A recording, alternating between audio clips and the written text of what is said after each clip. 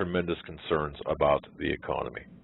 And based on everything that we've been able to come up with, we're going to be out of money. We are going to be out of money, unable to really do anything. And this is the improper way of saying it, but unable to print more. I would say probably by the third week of October, okay? And that puts us right around that serious pre-election time stuff, that time period, pre-election time period. So now I've got to tell you that, if that's if in fact, if folks can, Joe, are you there? Okay. Yes, I'm here. Can you hear me? I can indeed. I'm using a cell phone. I do not have, something's wrong. I hear you. I can hear you over on Skype. It says I'm connected to your call. I got things plugged in right. I don't know what the problem is, but I still have it connected. It's still on. All right. And well, that's good. If I can get that going, we'll use it. Well, look, we don't want to sound like a bunch of amateurs here because we are, but no. but look, yeah, technical things do happen, and they happen at the most inopportune times. We had a system crash right before the show, and one of our computers was taken out. Joe, it sounds like you're almost. I'm going to cut off Skype. I think that's what it is. Yeah, there's an issue there where there's a lot of background noise. All right, but as I was telling everyone that we were working on some news headlines. I think I think the biggest headline right now, and I think the biggest point of interest people ought to be looking at, is the economy. There's a lot of economic news, more so than anything else. The economy is going to be reaching, in our opinion, my opinion, based on information, a critical mass probably the last week, if not about the last week of October, maybe this middle of October. And if that happens, folks, look, we've been talking with respect to the election. Wouldn't that be a trigger event to perhaps keep a reason to suspend the elections? As really wacky as that sounds. But we all know that Obama does not want to give up power. We all know that Mitt Romney is not necessarily the answer, or not the answer to our problems. We all know that the country is ill. At least the politics, the politicians of this country are not acting in our best interest. Our sovereignty is at stake. The entire future of our country is at stake, and of all the elections, don't you agree, Joe? Of all the elections in your lifetime, and that includes all. I've seen 2 Clintons, 3 Bushes, and Obama. Really, as I remember, look, there's just something not right, and look, when you can have John Corzine type people get rewarded, not see the inside of a jail cell, when you can have those people walking around, not only walking around, but working with the president, on behalf of the president, and there's absolutely no justice for the people that are causing the massive amounts of grief, of financial loss to people. We know there's something really, really wrong, and of course we've known that for a long time. But I really want to caution everyone. I think that the big news right now is the financial aspect of things. Oh, and that being covered up, by the media, by the government. We have I saw an article today. There's a correspondence and collusion between New York Times and the CIA, and they talk about the CIA and how journalists, they together, I guess maybe the CIA decides what to post, maybe writes a story for somebody to post, as an opinion piece. I haven't got into this article. I just saw this headline, and I just pulled it up right now. I didn't read it, but they're talking about, that the Obama administration is using different media outlets being funded by Media Matters. And we saw that the other day. Funding against Fox News, $100 grand. They used to fund anti-Fox News media. Well, it's just kind of a dog and pony show between the media outlets. I got to tell you, look, there's really no difference anymore. You've got just like the banks, you've got really six major banks. You've got probably six major news corporations that control the news. You know, the banks, the six major banks, the too big to fails, the too big to jails, I guess would be an appropriate word. Now we're right now we're talking about this QE3. Federal Reserve Chairman Ben Bernanke may not satisfy the inflation trade onlookers at the close of his Jackson Hole speech, which is scheduled for this Friday, folks. They're talking about this QE3, but look, again, the printing of more money, whether it's digital zeros or actual dollars flooding into the market is not going to help us. And no.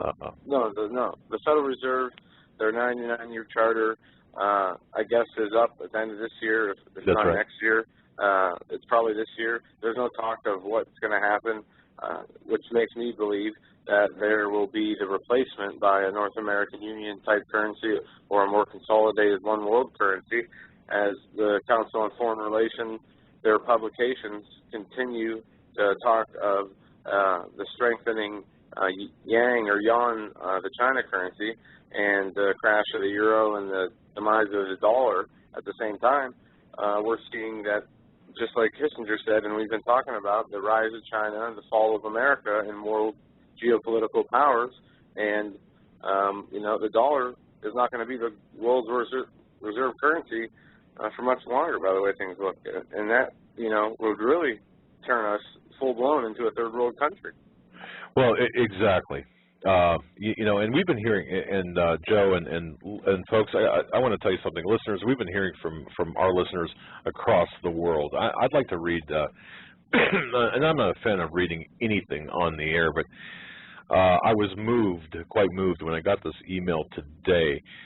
Folks, if you remember last Friday or a week ago Friday, I believe it was a week ago from tomorrow, which would have been last Friday. If you remember, we had a caller from Bordeaux, France. Now, I'm not going to give up any personal information or any other information that's just that I don't think is proper, but I just want to say that that caller, that woman who called on Friday from Bordeaux, France, said, I listened to the interview. Now, this is her email now. I listened to the interview you had with Mr. Steve Quayle, Mr. Greg Evenson, and I dare say that it moved me to tears. It has been years since I've been moved to prayer, as I have been in the last weeks. My husband was born and grew up in the People's Republic of China. He was born near Harbin, which is south of Siberia. In the winter, temperatures were down negative 40 degrees Celsius.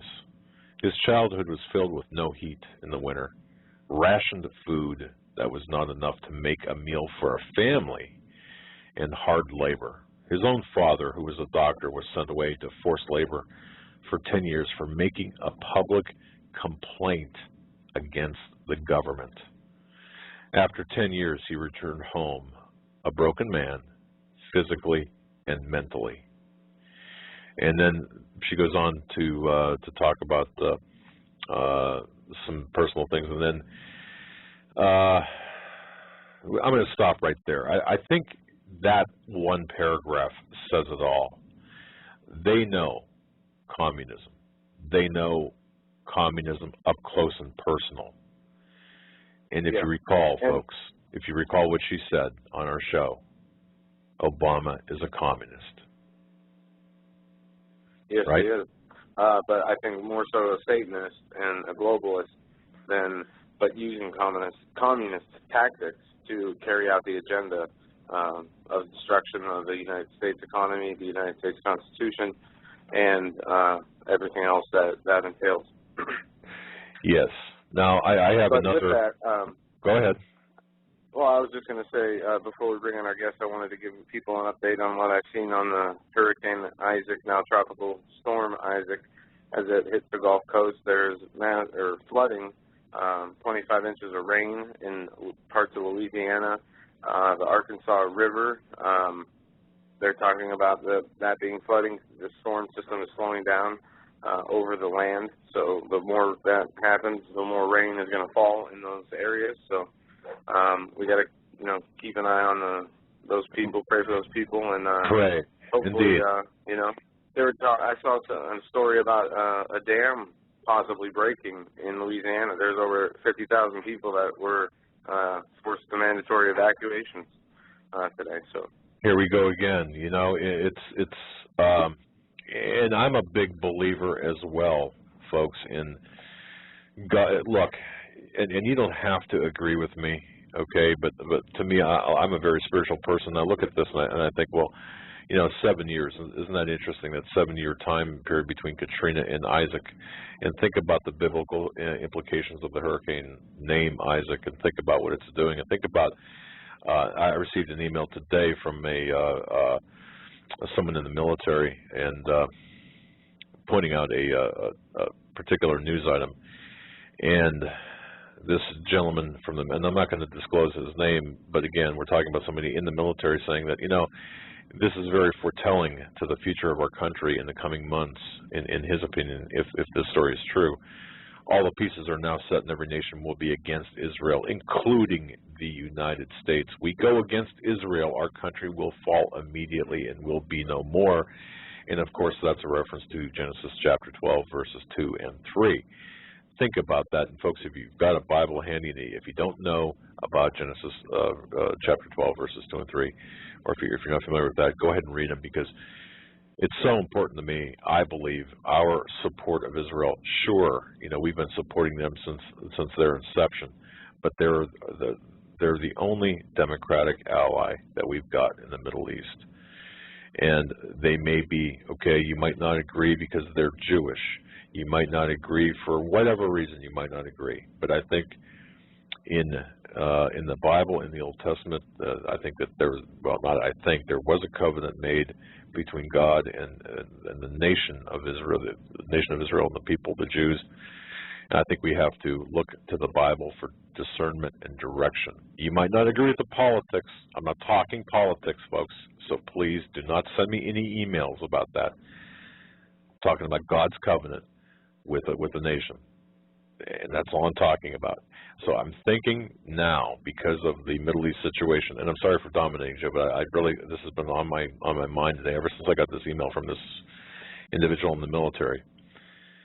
I just want to say that I think if you are a Christian, a true Christian, and if you really think about what's going on in the world today, specifically in the Middle East, and what Obama has done with respect to Arab Spring, what Obama has done extra constitutionally, outside of the Constitution, outside of congressional approval, to places like Libya, and in particular to Egypt, and throughout the swath of the Middle East countries. Compare that to biblical prophecy, and don't forget, folks, 25% of the Bible is prophecy, is prophetic in nature. I think out of the 1,820-some verses, or 1,283 verses, I think I'm dyslexic now. But anyway, I think if you look at those verses and look at how many times Israel and Jerusalem is mentioned, and how many times the Word of God is in there talking about how to treat His people, it stands to reason. Excuse me. It stands to reason to me that we should listen to that and take heed to that. And I think that this is a harbinger of things to come. Now, you might think I'm totally whacked out, but that's your right. We see this massive amount of crime, injustice, pestilence, war, famine, hunger, all the forms of unrighteousness one could imagine being promoted as normal and good on this earth, especially this country. We are the abortions. I mean, we could go on. Oh, yeah, 70 million abortions, and then we export that. That's right. And look, yeah, we are in trouble. This nation is really, I was going to say on the brink of, but at this point, under this regime in particular, we're morally and spiritually, for the most part, bankrupt. And we need prayer, we need intercession, as Steve says, to get us back on the right track, or at least the people who are receptive to that. We need that. And look, I'm not a minister, pastor. I'm not someone who knows the Bible as well as Steve, Greg, and everyone. But I do know, as an investigator, I know facts, and I also know that there's an element of faith built in here. And there's, but most importantly, I just, how can one deny the connection right now between what's taking place and the behavior of our country, the behavior of people in our country? That just disturbs me. And Joe, before we bring on our guest, and folks, this is a real treat for me. I mean, this gentleman, to me, this is a real treat. You're gonna enjoy the program. I want you to, if you're in a car, buckle your seatbelts, and if you're not, buckle them anyway, because it's going to be a tremendous program. But before we bring on our guest, I thought of him when I got this email from a listener. And Marianne, I want to thank you for sending this in. I don't want to embarrass you, Marianne, but I want to thank you for sending this interview, or this email to me. I'm not going to read the entire email. I'm just going to read this one paragraph. And again, it made me think of our guest. She writes this, and again, I'm taking this out of this email. My friend's husband suffered severe physical and emotional abuse from his parents. Well, I'm sorry. Let me back up here. She says, and again, this is from Marianne. Thank you, Marianne. I listened to your August 28th interview with Steve Quayle and Greg Evenson. I was touched by what Greg said about peace officers, and I've got a nice story to tell about one that I thought you would enjoy. My friend's husband suffered severe physical and emotional abuse from his parents. In addition, when he was a boy, his mother only gave him lard sandwiches when he went to school. A peace officer somehow found out about that, and every day when the boy was on his way to school, that officer would just happen to come by. And he would talk to the boy, and he would say, hey, you know what? I love your mother's lard sandwiches. Do you think you'd mind trading with me your sandwich? Would you mind trading your sandwich for mine? I really like your mother's lard sandwiches. And every day, he would give the boy a good, healthy, nourishing, enjoyable sandwich in exchange for the lard sandwich. Now think about that. A peace officer. Now, whether or not that story is urban legend, myth, or whatever, or you might find it on the internet in some other incarnation, it doesn't matter. Just want you to think about the spirit of that email. And with that, the gentleman we're going to bring on, his name is Keith Hansen from the Keith Hansen Show. And folks, I really want you to go to KeithHansenOnTheAir.com. That's www.KeithOnTheAir. I'm sorry, not Keith Hansen. It's KeithOnTheAir.com. That's KeithOnTheAir.com. Visit his page. Go to his page. But more importantly, do me a favor. Do Joe and I a favor. Do this show a favor. Mr. Hansen is really at heart a peace officer. He's a pro-constitution. I mean, this guy, he's very constitutionally minded. He cares about this country. He cares about the direction of this country. He cares about the things we care about. We need to stick together. You know, we're all on the same team. And I'll tell you, Keith doesn't need my endorsement.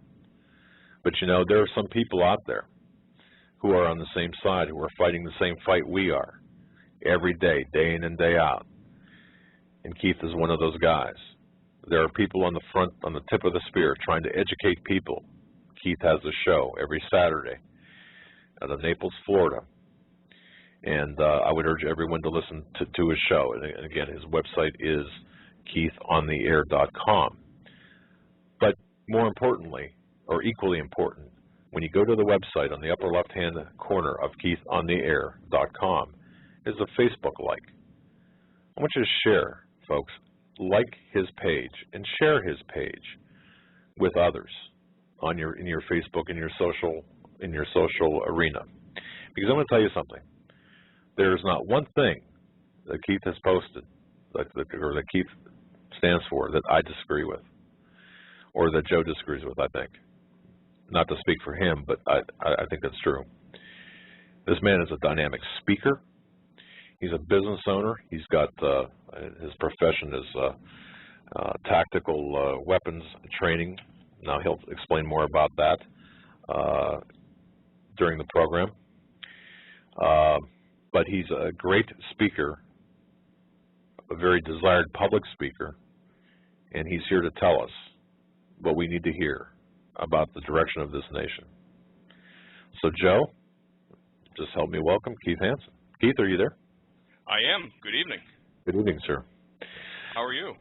Very, very well. And I got to tell you, I'm blown away by that introduction. I'm not going to be able to fit through my doorway here. My God, thank you very much. Well, you know, I have to tell the listeners. Keith and I were talking on we were testing out our Skype connection earlier today, and we started talking. And again, folks, it's like I've known this man for my entire life, or longer than I have, and I was blown away by the information, by the level of knowledge this man has, and by Keith, by you, the information you have, and by your story and everything. And you know, it's great to know that you're on our side, that you care about things, and it's great to know that you're out there educating people and getting people off their butts and telling them what they need to know the same way. Well, that's the challenge right there. But the first thing I got to tell you is, listen, I mean, you're building me up. Listen, I'm just an average guy like everybody else, and what motivated me to get involved, to get up off my couch and to become vocal, was watching what's happening to my beloved republic. This is not the country that I was born in. This is not the country that I was raised in. This is a foreign entity to me, and it's quite frankly it's saddening, and it's frightening to see what's happening. Oh, well, you know, okay, I know your history a little bit, but if you want to share with our listening audience your history, you were a peace officer in the Commonwealth of Massachusetts. The People's Republic of, yes, Romneyville. Romneyville. So I'm intimately familiar with MIT, and you know, this is a long story. You know, boy, I'll tell you, I'm really upset at the fact that I now have to make a decision and go into a voting booth and vote against my conscience and pull the lever for somebody that I don't believe in to prevent a person who I even more so don't believe in from having another 4 years in office. Wow. Yeah. Well, yeah, you know, that's where we're at. But you know, and you said a lot of very dynamic things earlier today in the conversation. But how in the world, Keith, did we get to this point? Really, is this the best we can do? Replace one idiot with another idiot? I mean, really, or one? Well, you know. I think the issue is complacency. You and I spoke earlier, and I said, you know, I think the vast majority of Americans are well-intentioned. I think the vast majority of Americans are good, and they're well-intentioned. But the problem is that they've become complacent. And I think part of the problem is that we've never really had domestic strife in our country. When's the last time we had foreign troops on our soil? When's the last time outside of the Great Depression did we really have a situation where people were truly desperate and destitute and really at risk? We haven't had that. So we go to bed at night thinking, you know what, this is America. It'll never happen. And unfortunately, because of that, we've experienced this change blindness. And that's really the only way to explain what's happening. It's a slow yet steady erosion of freedoms that has brought us to where we are today. And we've allowed it to happen because, well, it's just a checkpoint at the airport, or you know, well, it's just a tax here or just a tax there. But it's the slow, steady, incremental changes. It's the doctrine of the inevitability of gradualization is the actual term for it. And it's change blindness. So, you know, slowly but steadily, we start eroding freedoms. Right. And, you know, we, next thing you know, we wake up and we're in a different place. Well, I mean, cannot an argument be made that we are already in that different place and people just have not recognized it yet? I mean, you know. I mean, everything is upside down and inside out. as well, more so than funny, it's ever Joe. been. It's funny, Joe, because I was telling Doug earlier that my definition, how I define liberalism is standing on your head while you argue to death that the rest of the world is upside down. Yeah, that's a beautiful thing, and progressive is being a progressive, of course, is well beyond that. So when you're one of these people who are normal and do understand what's going on, see the signs, the warning signs that are given, and you call it out as you see it, and also with that calling out the corruption, you are labeled the enemy for telling the truth now, because we have so much corruption that if they have people speaking out about, any of it, it needs to be quieted, because, it just seems that they are going after all opposition and anybody who is anti-government, anti-corruption, anti-Obama is targeted now. And we are not political, parties anymore. There is no political party. They're both working for the same agenda, and you're either with those political parties or against them. And if you're against them, then you're a freedom-loving constitutionalist, and you are labeled now a terrorist. Yeah. Well, I mean, you got to remember this. It's the difference between the Gambinos and the Genovese crime family. Okay, they will come together and they will do battle against a common enemy. But once that common enemy is defeated, they go back to battling amongst themselves. But whether you're a Gambino or a Genovese, at the end of the day, you're still a criminal. It doesn't matter, and it's no different. Now, I mean, there are some very, very well-intentioned people who get behind candidates like Ron Paul. As a matter of fact, Tuesday we just had Gary Johnson down here, or we didn't, but the Libertarian Party had Gary Johnson down here. And listen, I mean, there's some things I agree. I've had the pleasure of meeting Gary and talking with Gary on a couple of different occasions. There's some things that I agree with him about. There's some things that I don't agree with him about. But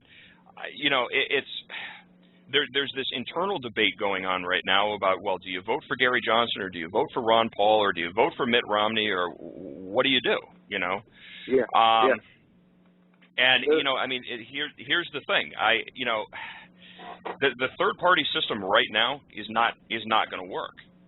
It just isn't. I understand the frustration, but right now I just don't see it working.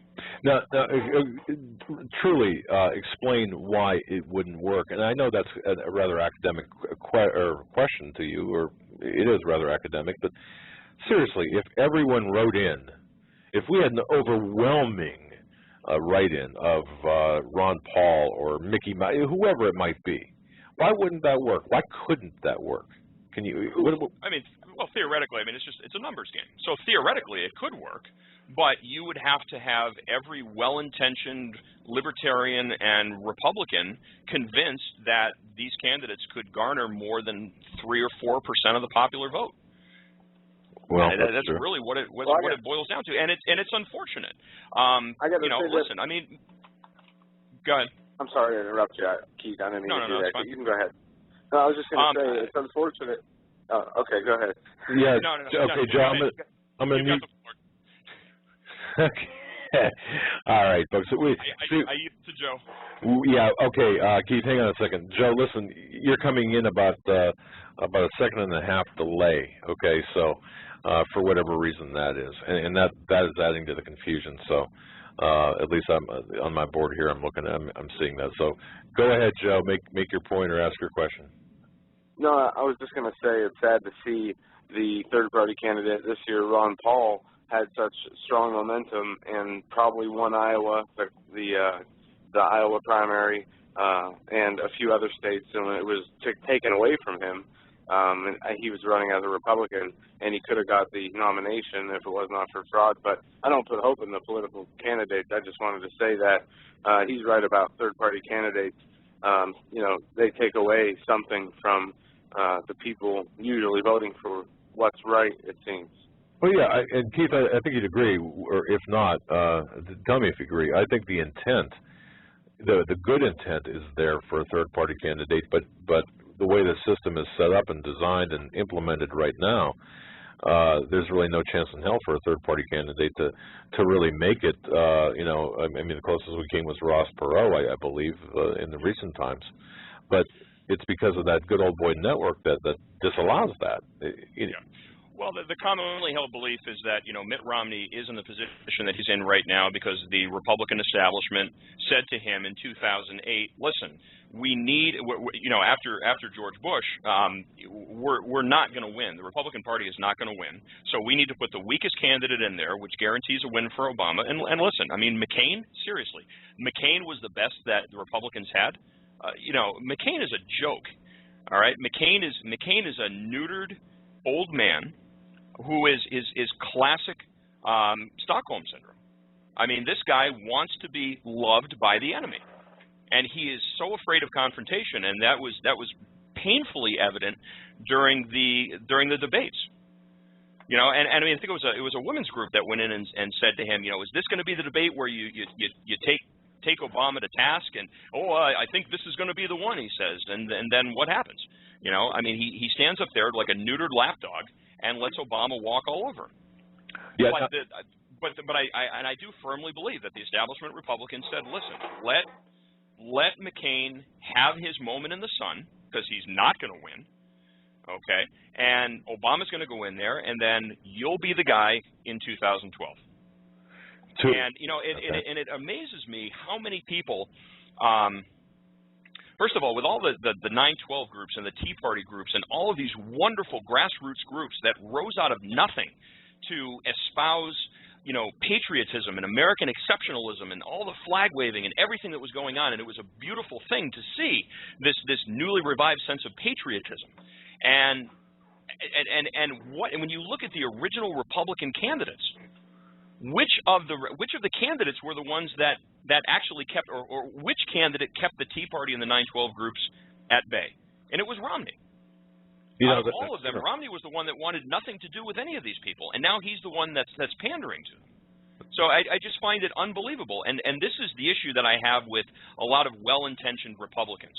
The Republicans and the conservatives were excoriating the liberals for voting for Obama when they had absolutely no knowledge of his background. And you know, Dinesh D'Souza in his new movie there, Obama's America 2016, he brings up a very good point. People were so enamored with Obama as a candidate. Here's this guy who's, you know, he's young, he's articulate, presumably. Of course, you know, we know about him in the teleprompters, but presumably he's articulate, and he's a good-looking guy, and he's smart, and he exudes almost this rock star-like aura, and people just get sucked in by this guy. Okay, and that's all well and good, but he's campaigning on two words: hope and change. And I think people wanted, and Dinesh points this out in his movie, people wanted so badly to believe in this guy that they didn't want to take more than a cursory look at him, because they didn't want to find anything that would shatter this godlike perception that they had of this man. Okay. That becomes. I think that's so true. Yeah. But here's the thing: the well-intentioned conservatives were excoriating the Democrats for voting this guy in without knowing anything about him. And here's where the hypocrisy plays in, because now who is he's not presumptive anymore. He is the nominee now. But who is now the nominee? So all of these, and I saw it happening in Florida. You know, all of these well-intentioned conservatives who, again, 2 years ago or 3 years ago were excoriating liberals for voting for Obama, and now they're doing the exact same thing because they're voting for Mitt Romney because of his looks, because of his oratory prowess, because of his pedigree, without looking at what this man's background is. And this is the thing that I find absolutely amazing. Everybody was tuned into Sean Hannity's show on Fox News when Marco Rubio was on there. And, of course, don't get me started on Marco Rubio because he's a sellout. But everybody was waiting to hear Marco Rubio endorse Mitt Romney. So Sean Hannity comes on, and he says, it looks like Mitt Romney's going to be the presumptive nominee. And Rubio says, well, he is going to be the nominee, and that's why I'm endorsing him, because we need a candidate who can beat Obama on his record. And Mitt Romney is the only person who is capable of doing that. He's the only person, and of course, and I'm paraphrasing, but he is the only candidate or the best candidate to beat Obama on his record. And I mean, Doug, at that point, I mean, I literally threw a remote control at the television set, and I said, how the hell can you sit there and say that this guy is the best person to beat Obama when he is a mini Obama? Everything that Obama is doing, Romney has done on a state level in Massachusetts. Now, and this is the insidious thing behind Mitt Romney. He gets up and he says, well, you know, I'm a true Federalist because all I'm doing is, you know, recognizing state sovereignty under the 10th Amendment of the Constitution. BS. Okay? Because socialism is socialism, whether it's done on a macro level, the United States, or on a micro level, on a state level. Romney care is Obamacare. That's it. Okay? Romney tripled the price of a concealed weapons permit in the Commonwealth of Massachusetts. He supported the Feinstein gun ban. He supported an outright ban on assault weapons in the Commonwealth of Massachusetts. And you want to talk about the abortion issue, on December 9th, 2005, signs a bill into law that mandates that all healthcare providers in the Commonwealth of Massachusetts provide abortion care or abortion services to their patients. And if you know anything about the Commonwealth of Massachusetts, there's a large number of Catholic hospitals in the Commonwealth. So, you know, and did the Roman Catholic Church stand up and say anything? Of course not. Why? Because they're neutered too. Because they've been infested with communists and pedophiles and homosexuals. That's sad. Yeah, it is sad. That's sad. And you know, look, both Obama and Romney, they supported TARP. They both, Romney supported Obama's economic package, stimulus package. Neither candidate that wants to balance the federal budget. I mean, there's so many similarities between the two. They're both on the record as saying that the president shouldn't question the independence of the Federal Reserve, when in fact, you know, the Federal Reserve is really the bane of our economy. Both candidates, hey, they're opposing an audit of the Federal Reserve. They're on record as just loving Timothy Geithner. He's one of the main people for allowing the economic problems. You know, I mean, I can go on and on. You see the recent headlines of Romney is now, you know, pro using gold to back the American currency, and he wants to audit the Federal Reserve, and he's going to go after the corruption of the banks. Have you seen those headlines lately? I mean, that is pure propaganda. That is it's smoke and mirrors. The Tea Party or the Libertarian or the real constitutionalist and freedom-loving Americans that is trying to gain, you know, their trust by putting out those lines that they can, you know, audit the Fed. They're going to be the ones to put the gold standard back, et cetera, et cetera. And you can guarantee Romney is definitely no different than Obama. I want to say this. There's, you know, people endorsing Mitt Romney, and other people, some like the people, the truth movement, the people who call themselves awake, the 912ers, the Tea Parties. Some of these people are endorsing Mitt Romney, who are, you know, I wouldn't say famous, but well-known, and they're getting backlash from other people saying, well, how can you support this guy? But at the same time, you know, we hear you can't in good conscience vote for the lesser of two evils. But can you, in good conscience, vote for somebody who you know will do less damage, but or you think will do less damage to the country than the other? Yeah, I mean, Keith, I don't know. What do we do here? That's the question. I mean, you know, it's with Obama, you know, we're in a Maserati in fifth gear heading towards the cliff. With Romney, we downshift to second gear, but we're still heading towards the cliff. Listen, we got to get this budget balanced. We've got to get our spending down. We need to encourage growth in this country, and the only way that you're going to do it, first and foremost, is to get Obama out of there. That's the first thing. I think you're going to see an immediate, you know, if Romney winds up, and here's the big if, okay. What do I see happening in November? I don't think it's get rid of Obama. See, okay, now, ladies and gentlemen, go ahead. I'm going to wind up. You know, I'm going to go off onto a tangent here, because I can't get to where I'm at in this discussion and not go into this. Well, You've got our permission and, or in fact, our urging. So go ahead. If you were to look at this election cycle, if you could create a transparency of this election cycle and the election cycle between Carter and Reagan, they are virtually identical, absolutely identical. Now, when we think back to the election cycle, and I'm 38 years old, so I was really young. I was born in '73, so I was, what, 6 years old, 7 years old at the time. So I don't remember much of it. I think really the first memories that I have was when Reagan got shot. But Duggan, you and I were talking about the gas lines back in, back in the Carter administration. Yes, yes. Something you read about in history books, and of course I lived through. So okay, go on. So when we look back at that election cycle, okay, there was absolutely, according to the media, according to the mainstream media, there was absolutely no way that this actor-turned-governor from California was possibly going to unseat an incumbent Democratic president. Because, I mean, again, the mainstream media was absolutely enamored with Carter. He was wonderful. He was great. This guy could do no wrong. And even though he was nosediving the country, he could do no wrong. And so when you look at the polls, I mean, the polls were either neck and neck. Interestingly enough, when you look at the polls now, everything is neck and neck. And I want to say one thing to your listeners. Don't listen to the polls, because the polls exist for one reason. That's to convince you that the battle's already lost and to not even bother fighting the fight. Right. That's the reason for those polls. When I see these polls that come out that say, well, it's neck and neck, 44% say they're going to vote for Obama and 44%. Who the hell is going to vote for Obama? Seriously. Well, I can tell you this, Keith. Who are going to vote for this guy? There are a lot of people on the federal dole that are going to vote for this guy. Well, that's and people died this year. Yeah, well, Mickey Mouse, Popeye, olive oil. This is it.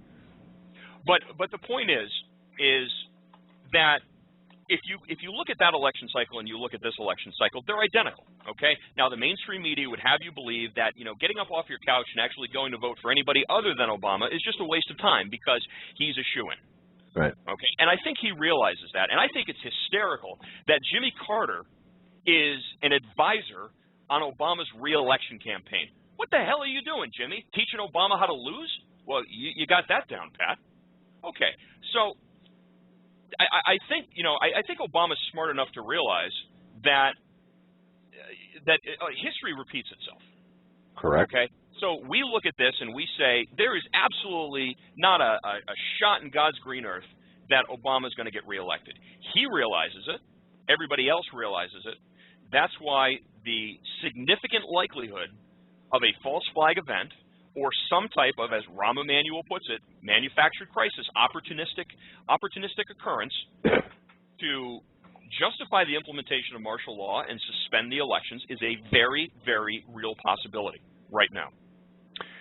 Now, you are a former peace officer from the Commonwealth of Massachusetts, and you're saying this. So this, to me, not that any of our other guests, including but not limited to, Mr. Greg Evenson, who I've got the utmost respect for, and Mr. Quayle and others, they said the same thing. But again, you've got the history as a peace officer from Massachusetts, and you're saying this.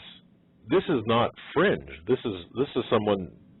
This is someone in the mainstream saying this. That in fact, we could have a manufactured crisis staged event or whatever. Well, when you hear it coming from his former chief of staff, yes. Rahm Emanuel, when you hear Rahm Emanuel saying, "Never let a crisis go to waste. A crisis is an opportunity to do things you couldn't normally do." Okay, well, there's a little bit of a glimpse into what these people are thinking. And listen, okay, these people take the writings of Saul Alinsky as a papal bull. This is Bible to these people. Rules for Radicals is a Bible to these people. Make no mistake about it. That's the first thing. So they will use anything that they can do to possibly manipulate. I mean, that's what these people do. So they utilize politically expedient occurrences to bring about a desired outcome. Okay. Now, Keith, let me ask you this. I wrote an article here. I've got a source under the law enforcement source that works under the umbrella of DHS, who is in a position to get some information about the very issue we're talking about here. Now, a lot of people are saying, are poo-pooing that and saying, you know what, Hagmann's just a wingnut. Nothing's going to happen. The elections are going to take place or whatever. In fact, they're saying not only won't it happen, but America will not let it happen. Americans won't let it happen. It's going to be transparent. They'll be able to see through it. Yeah, I get emails. I've gotten, since that article was published, my latest article was published on, I don't know, Tuesday, I guess it was Monday, Tuesday. I've gotten over 500 emails that are roughly, most of them calling me just a nutcase. See, the way, but my source is telling me, look, Obama has got no intent of leaving that office. Now, no, I don't believe he does. There is nothing about that man's personality. His blatantly narcissistic, his DSM-4 diagnosable self-aggrandizing personality disorder suggests that he is going to peacefully hand over the keys to 1600. Wow. Okay. Now, if that is the case, and I too believe that to be the case, and others who I respect believe that to be the case as well, what do you expect from the American people? What do you expect to see happen? Well, I'm in your chat room here too, and I'm reading a lot of what the comments are. Actually, I'm not. So, okay. And there's a lot of people that are saying, yeah, the Americans will never let it happen. Ha ha ha. It's interesting. I was I started out with the organization Oath Keepers.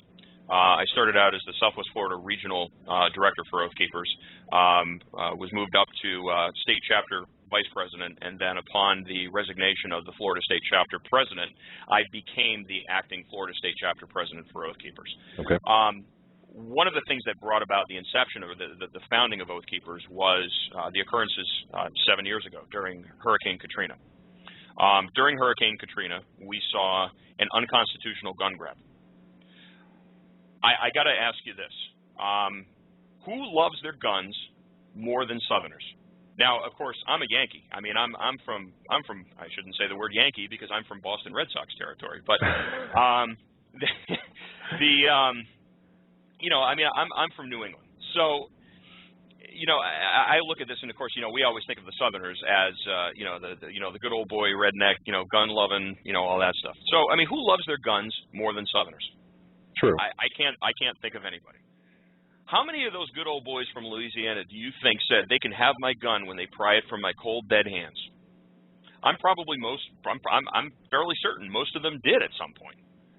So how many cold dead hands were the guns pried from when deputy sheriffs, when state troopers, when California highway patrol officers and contract private security went door to door, car to car, boat to boat to confiscate people's firearms?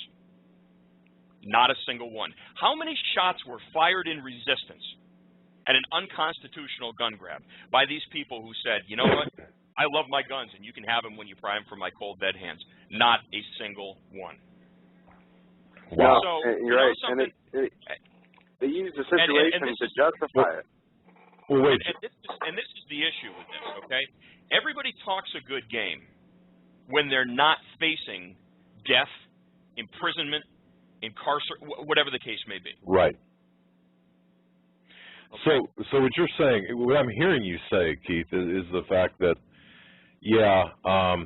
we might have the gun owner. I mean, we might have 300 million gun owners, or however, whatever the number is. And we might be talking the bravado talk, but when we do come face to face, the majority of with whatever it is going to be, the majority of the people are going to say, "Here, take them, take my guns." I think if it was a choice between, you either hand over your guns or your food supply is cut off. I don't want to sell my fellow Americans out. But I think a lot of them would opt for being kept and being secure as opposed to actually putting up that fight.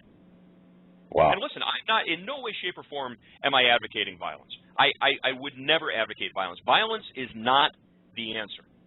Violence, in fact, is the worst possible solution because it disempowers the people who are utilizing violence. And I know that seems like an oxymoron, but it does. I mean, if you're resorting to violence, then you lose your credibility. So in no way, shape, or form am I advocating any form of violence or anything else like that.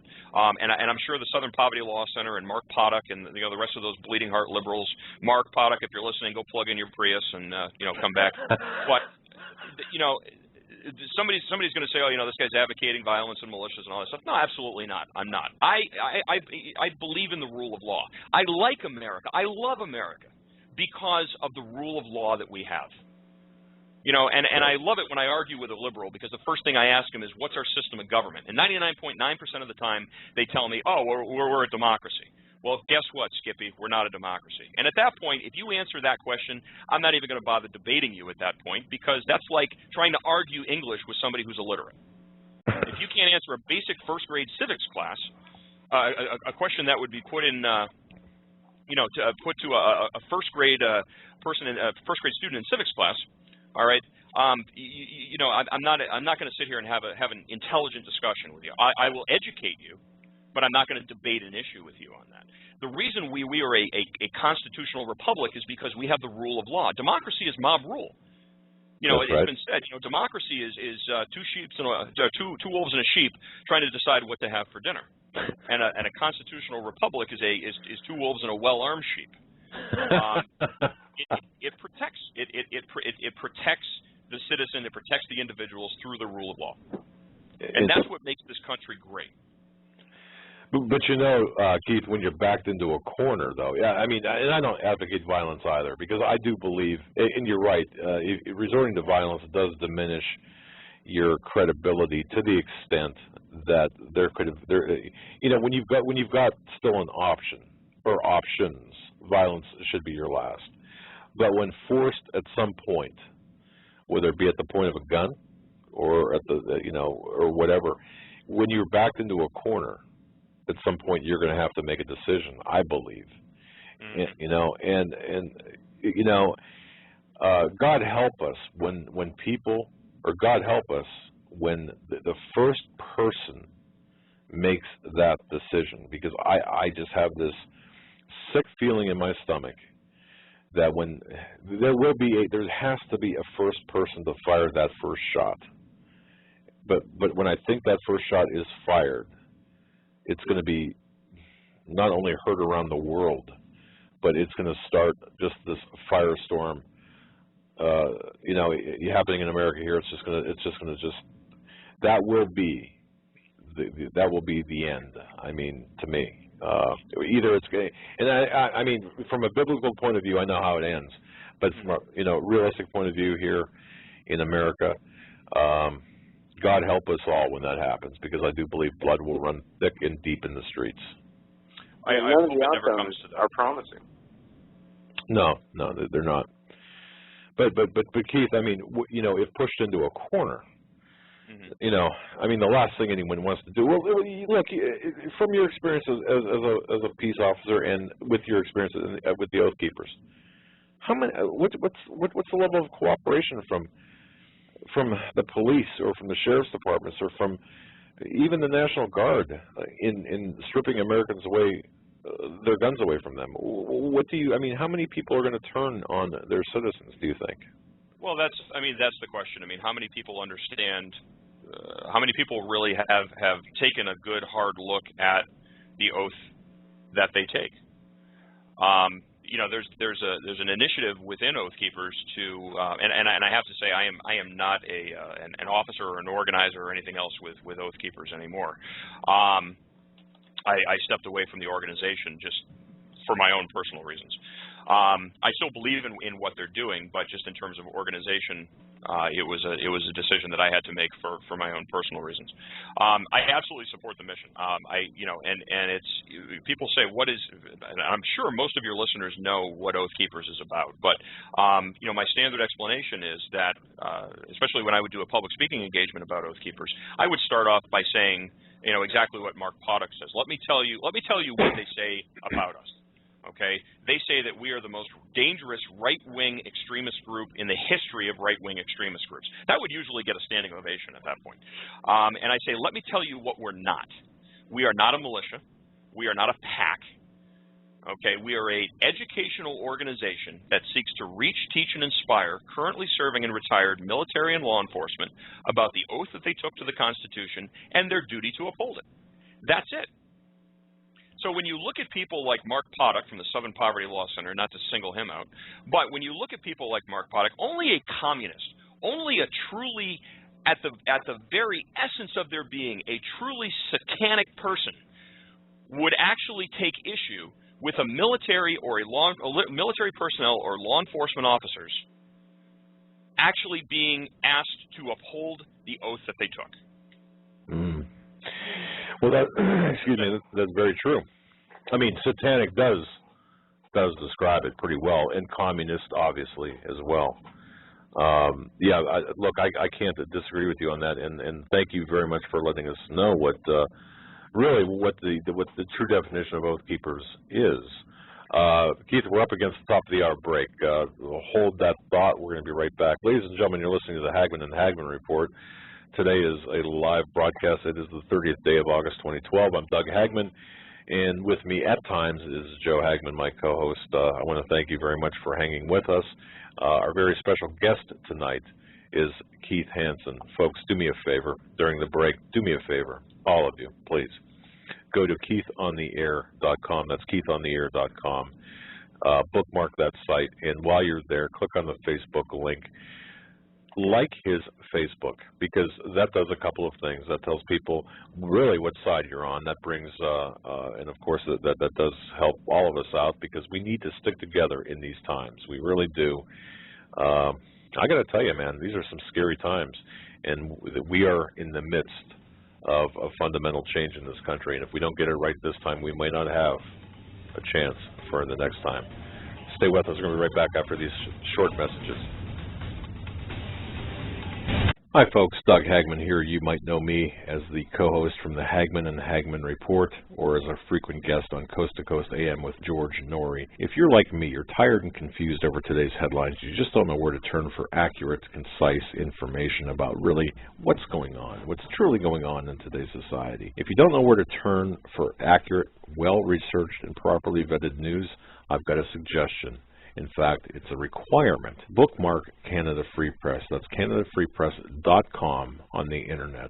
It's just not for Canada. It's for news across the world. Judy McLeod, founding editor, has put together a vast array of talented writers like Kelly O'Connell, Daniel Greenfield, Dr. Eilita Johnson-Powell, a lot of guest columnists, very talented writers. Folks, that's Canada Free Press at CanadaFreePress.com. Now mobile friendly. Follow on Facebook, because without America, there is no free world.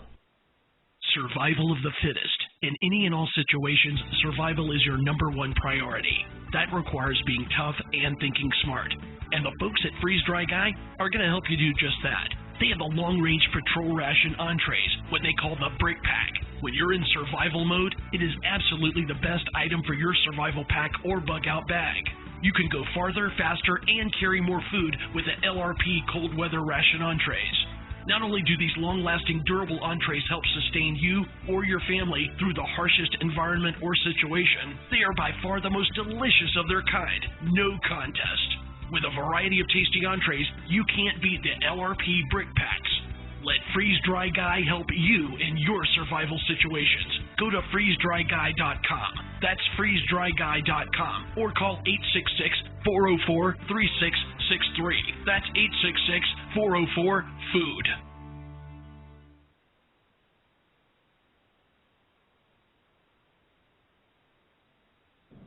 Sorry, folks, for that dead air. I just want to say something about Freeze Dry Guy.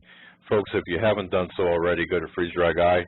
Go to HomelandSecurityUS.com. Click on the banner on the right-hand side of the page and visit the site of Freeze Dry Guy. Look at his August and now September. Can you believe it? September already? September specials. He's got quite an array of products on sale for September. It's my understanding that various products in the freeze-dried foods are low in inventory. So get your inventory now, get stocked up now, and tell them Doug and Joe sent you, because he'll treat you good. Well, he'll treat you good anyway, of course, but a very nice guy, and discuss your needs with him. Tell him exactly what you need or what your family size is, and of course he will hook you up with the products, the proper products, the amounts, and he'll make suggestions. And of course they've got other gear as well, very practical, what they call survival gear, what I call necessary things to have in your array, your bug out bag, or whatever you want to call it. So again, HomelandSecurityUS.com, click on the right ad for Freeze Dry Guy, pay him a visit, tell him Doug and Joe sent you.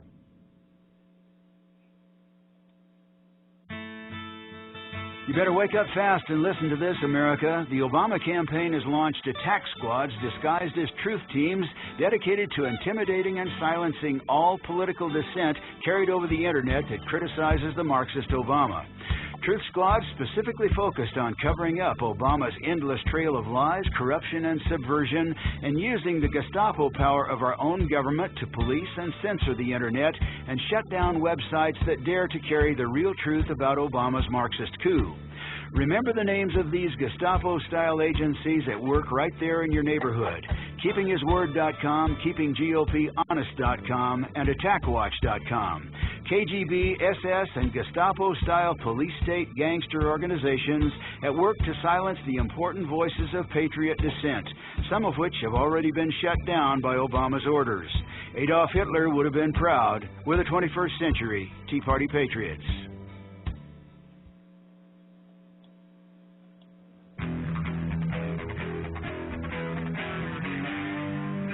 Doug Hagmann, one guy that doesn't need a bullhorn to get your attention.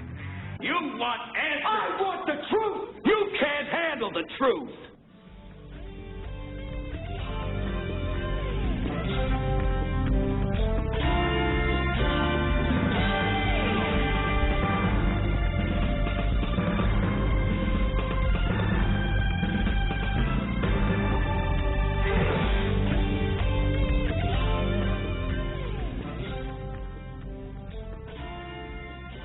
And welcome back, ladies and gentlemen, to hour number 2 of the Hagmann and Hagmann Report. That first hour flew by. I got to tell you, with our very special guest, Mr. Keith Hansen of the Keith Hansen Show. And folks, you can tune into his program.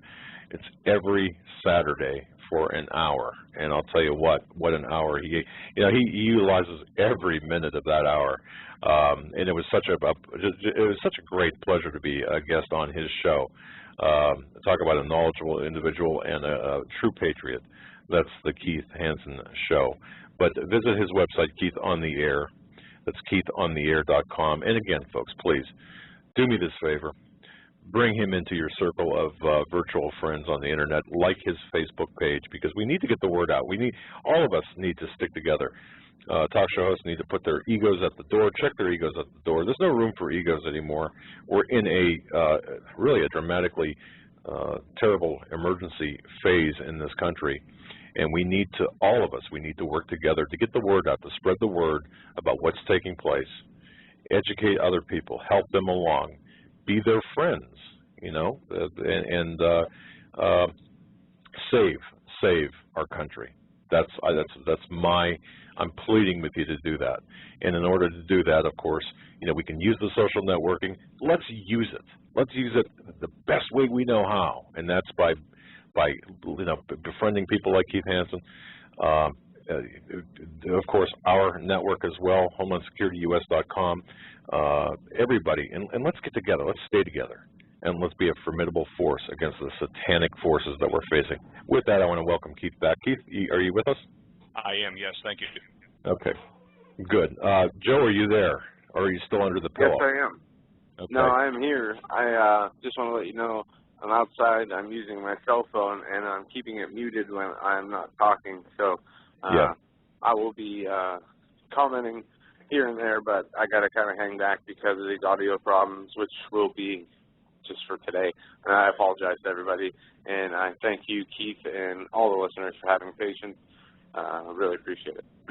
Well, I'll tell you what, thank you, Joe, for that. Keith, I'm going to open the phone lines. Can we take a couple of phone calls? Yeah, absolutely, please. All right. Let me grab my the switchboard here. I just wrote a note to Keith. I said, you know, we have all this equipment, and doggone if I know how to use it, or at least use it well. I'm trying to figure out how to read your notes when this Skype interface here, because I just have a big screen. So. All right. Well, yeah, I don't usually do that, but sorry about that. Anyway, calling from the 347 area code. You're on with Doug, Joe, Hagmann, and, of course, our special guest, Keith Hansen. Oh, good evening. Good evening. What's on your mind? Well, how you doing, gentlemen? My name is James from New York. I spoke to you about a week ago. Yes, sir. Yeah, how you guys doing tonight? Very well. Fantastic. Okay, and I'm enjoying the show. I'm listening to everything, and just wanted to say keep up the good work, guys, and I'm enjoying the conversation. It's very informative. All right, we're going to put you back in queue. You can listen on hold, and I thank you for listening. Very good. Thank you. Yeah, let's go to 519 area code. That's 519 area code. You're on with Doug and Joe Hagmann, and, of course, our special guest, Mr. Keith Hansen. Yeah. Hi, Doug, Joe, and Keith. It's John again. Hello. Yeah, how are you guys doing? Good. What's on your mind? Very well. Well, you know, I just listening. It's a good show tonight. What comes to my mind? You know, you're talking about Obama, and whenever I see him with Harper, I get the feeling, you know, them guys are, you know, best buddies or something. I don't know if you get the same impression or. You mean Harper from Canada? Yeah. Like Keith, this is our friend from Vancouver area, so from. No, from Leamington, Ontario. Oh, I'm sorry, from Ontario. I got you mixed up here. Yeah, any comments, Keith, about Obama's relationship with Harper up there? I got to be honest, I'm not really too familiar with it. Okay. You know, I'm really not too well versed on it, so I have to, you know. Not really something I can comment on. That this is, you know, the North American Union, the transatlantic partnership that is in place, that the North American Union they're trying to create. They would have to stay close to Mexico, U.S., Canada leaders for their operational, you know, how they work things out with troops. And, I mean, we have the North American, you know, command that is the command of the skies for the Canada and the United States, NORTHCOM. So, I mean, we have a lot of things joint with Canada militarily, and it is getting more consolidated as time goes on, and the North American Union will be formed if there's an economic collapse, if not right to a one world currency.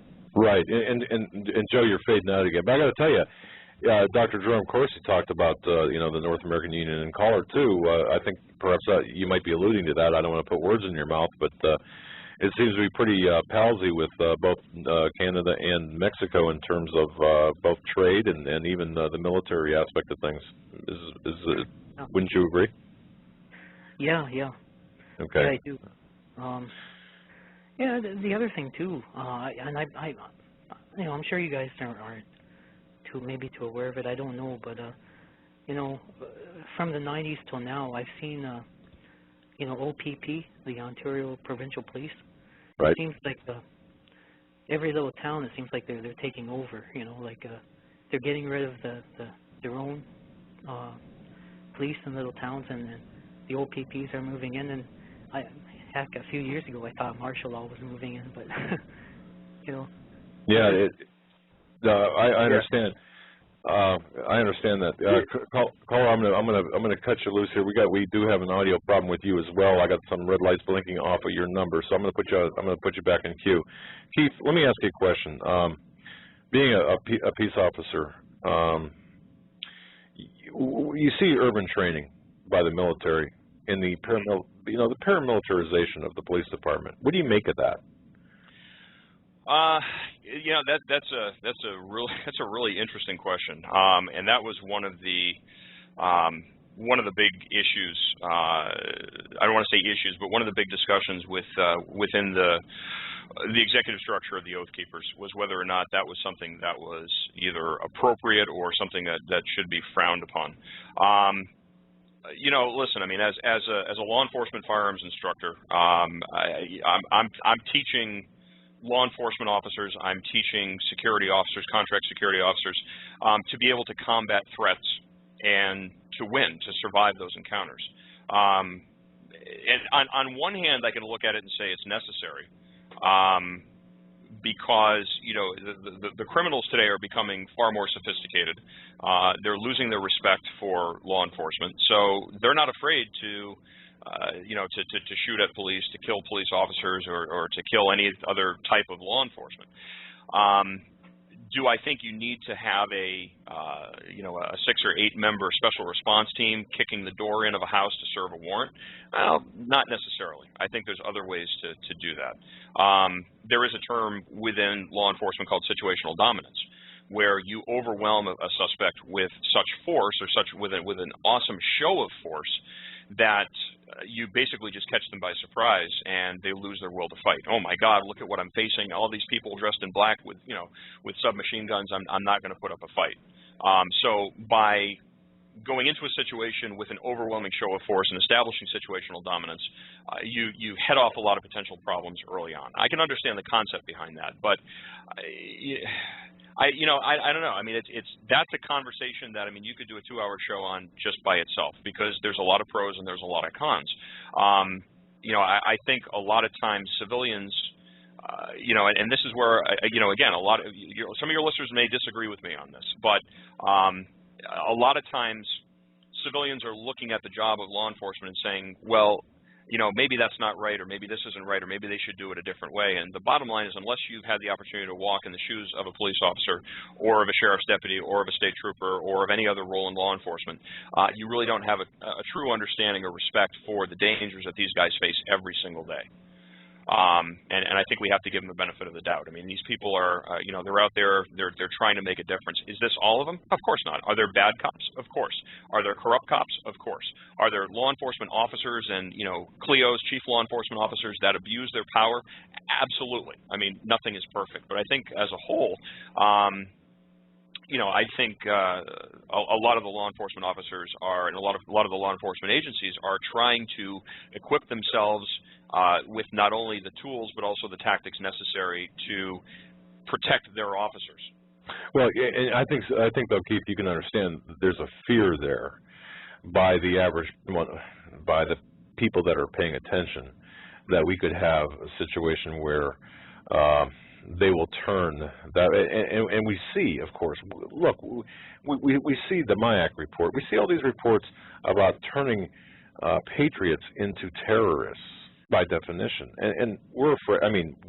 I'm afraid because of my position on certain things and speaking out, that one day that I'm going to be subjected to a SWAT team coming into my home for just speaking my mind. And so, I think you can see where we're coming from too, right? Oh, absolutely. Oh, absolutely. But then again, that's where the job of an organization like Oath Keepers comes in, and it shouldn't be Oath Keepers' job. It should be the job of every freedom-loving American to hold their departments, to hold their officers accountable. But do they? Well, I don't think they do, because okay. I think a lot of people lack the foundational knowledge to be able to build an argument, and then lack the desire to actually become confrontational. And I'm not saying to become confrontational to law enforcement by any means, but this is what I'm thinking. And I noticed there's a huge difference between where I used to live in New England, between the sheriff's departments up there and the sheriff's departments down in Florida. The sheriff's departments down in Florida and down in the South, they tend to be, the chief law enforcement agencies for the counties down here, whereas up in New England, and that isn't true necessarily in all New England states, but in Massachusetts, the sheriff's department's responsibility is the care, custody, and control of and transport of inmates and service of civil matters. Right. The sheriff, the constitutional role of the sheriff is something that I think a lot of people don't understand. But the sheriff is truly the chief law, it's the highest law enforcement officer in the land that is truly by, of, and for the people. That's right. And the role of the sheriff is to be able to safeguard the rights of his or her constituents, his or her residents, from tyranny. Because the sheriff has the ability to say to a federal agency like the ATF or like the DEA or like the Environmental Protection Agency or the Food and Drug Administration, get the hell out of my county. And if you violate my county lines, I'm going to arrest you. And that's exactly what happened in, I think it was Jefferson Parish, after Hurricane Katrina. FEMA went in and actually cut the communication lines. They went in and chainsawed the communication lines because, news outlets like Fox were broadcasting, the images of what was going on. So I believe it was the sheriff of, I think it was Jefferson Parish, who actually put his SWAT team, once they reestablished the communications hub, they put their SWAT team, their special response team, around the communications hub with orders to shoot to kill anybody who violated that perimeter. Now, and the sheriff has the ability to do that, and the sheriff absolutely should. In fact, I know a lot of the deputies down here. In fact, one of whom was actually the individual that I replaced as vice president of Oath Keepers. And I remember we were at a rally one day. It was at a Tea Party rally in Naples, and a woman came up and she was asking questions about Oath Keepers, and she had said, I'm afraid that if the government tries to take away my guns, that you are going to be at my door. And this particular deputy, who at the time was actually the state chapter vice president, said to her, something, you're absolutely right. I am going to be at your house. In fact, I'm not going to be at your house. I'm going to be inside your house, behind your door, fighting off the people who are coming for your guns, because that's how seriously I take the preservation of your rights. That's what we need. We need, first of all, public safety officers who understand what the Constitution is about, and who are willing to defend and protect the constitutional rights of the citizens of this country. Beautiful. Well said. And but how many sheriffs actually have the guts to do that? I mean, to stand up to federal law enforcement. I don't want to ask silly and hollow questions here, but I'm being serious. I mean, you've been in this realm, in this environment of late. So do you think sheriffs are waking up across the country and saying, look, I do have this power, and I will say this, I will stand up for my constituents, I will protect my people, or are they going to acquiesce? On your chat board, somebody named AZ Debbie says Sheriff Joe will, referring to Sheriff Joe Arpaio. Right. I think really what it does is I think it boils down to the political aspirations of the sheriffs. If you have people who are looking to further their political agenda, then they're going to yield to really whatever wind is most politically expedient. Wow. I think that's the that's the sad part. Sadly, I think for I'm sorry, Joe? I'm sorry. Sadly, I think you're right. Most people, and I don't know this to be true about Sheriff Joe, but most people, our agendas are to further their own goals rather than to better the world, the surrounding their community. Their career, I mean, you said, I got to tell you, Joe, you're sounding like you're talking through a pillowcase. Yeah, I'm sorry. Yeah, no problem. But a lot of these are career.